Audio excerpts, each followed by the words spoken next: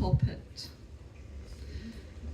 Mrs. Rogerson called me all sorts of names: Sweetie, Pumpkin, Dearie, Lambkin, but the one I hated most was Poppet.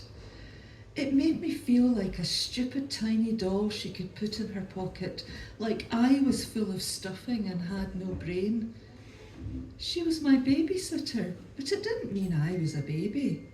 Then, when we were getting the extension, a real Poppet came tumbling out of the bricked-up chimney.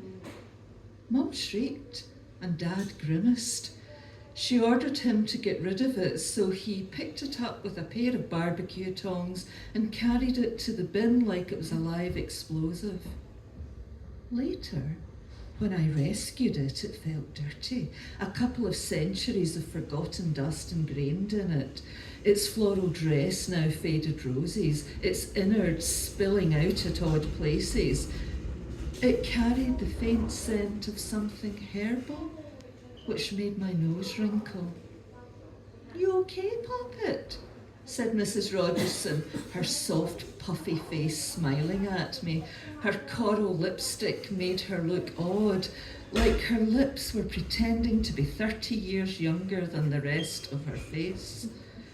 I nodded and placed the effigy in the bread bin for her scratching hand to find later. But the evening passed quietly. 1 week on, I hid it under the sofa cushion where she liked to sit to watch her blah blah soaps. I waited for her to plump it up and discover its dastardly presence, but nothing happened. When my parents asked Mrs. Rogerson to stay over because they were going to a wedding, I put the figure under the spare bedroom pillow. I imagined her hand sleepily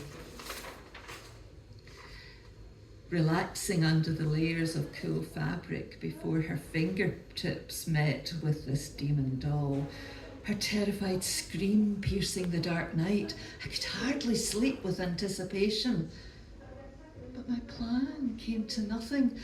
Mrs. Rogerson left in the morning, smelling of pressed face powder and wearing her frightful lipstick, patting my hand on the way out. That week, I got a painful sty which made my eye ooze yellow pus and caused Ryan Jones to sneer at me with an invitation for all his friends to join in. Then I failed my English test and Mrs. Hutchison lectured me about plagiarism, which I had to look up because I had no idea what it meant.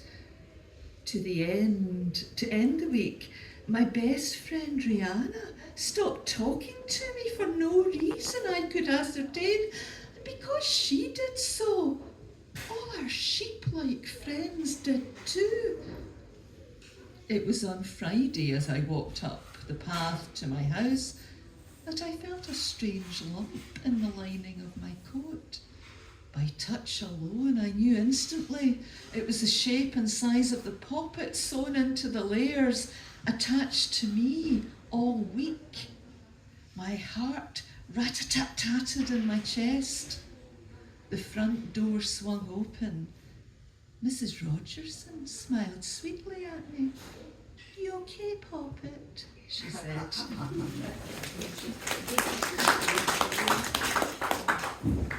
And the final.